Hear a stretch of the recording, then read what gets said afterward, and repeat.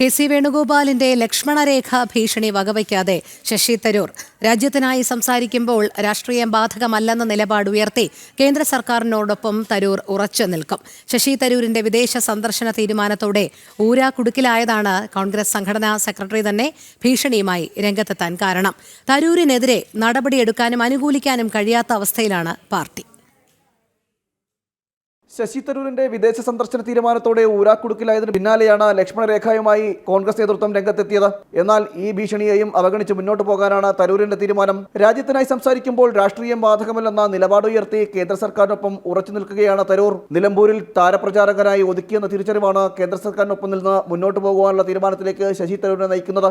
പാർട്ടിക്ക് വിരുദ്ധമായി നിലപാട് സ്വീകരിക്കുന്ന ശശി തരൂരിനെതിരെ പരസ്യ നടപടിയെടുക്കാൻ കഴിയാത്ത അവസ്ഥയിലാണ് ഹൈക്കമാൻഡ്. നടപടിയെടുത്താൽ ഓപ്പറേഷൻ സിന്ദൂറിനെ പോലെ രാജ്യത്തിനായി നടത്തിയ ഒരു പോരാട്ടത്തെ പിന്തുണച്ചതിനുള്ള പ്രതികാര നടപടിയായി വിലയിരുത്തപ്പെടും. ഇത് കോൺഗ്രസിന്റെ രാജ്യവിരുദ്ധ നിലപാട് തുറന്നു കാട്ടുമെന്ന തിരിച്ചടിയും നേരിടും. ഓപ്പറേഷൻ സിന്ദൂർ സംബന്ധിച്ച് രാഹുൽ ഗാന്ധി നടത്തിയ അബദ്ധ പ്രചാരണത്തിൽ കൈപൊള്ളിയത് കോൺഗ്രസ് മറന്നിട്ടില്ല. തുടർച്ചയായി വിദേശ രാജ്യങ്ങളിൽ രാജ്യത്തിനു വേണ്ടി സംസാരിക്കുവാനുള്ള അവസരം കേന്ദ്രം ശശി തരൂരിന് നൽകുകയും അദ്ദേഹം അത് സ്വീകരിക്കുകയും ചെയ്യുന്നു. ഇതൊന്നും അനുമതി വാങ്ങാതെ ഏറ്റെടുക്കുന്നതിൽ നടപടി വേണമെന്ന ആവശ്യവും പാർട്ടിക്കകത്ത് സജീവമാകുന്നതും കോൺഗ്രസിനെ ആശയക്കുഴപ്പത്തിലാക്കുകയാണ്. പിന്നാലെയാണ് പുതിയ ഭീഷണിയുമായി കെ.സി. വേണുഗോപാൽ തന്നെ രംഗത്തെത്തിയത്. ജനം, തിരുവനന്തപുരം.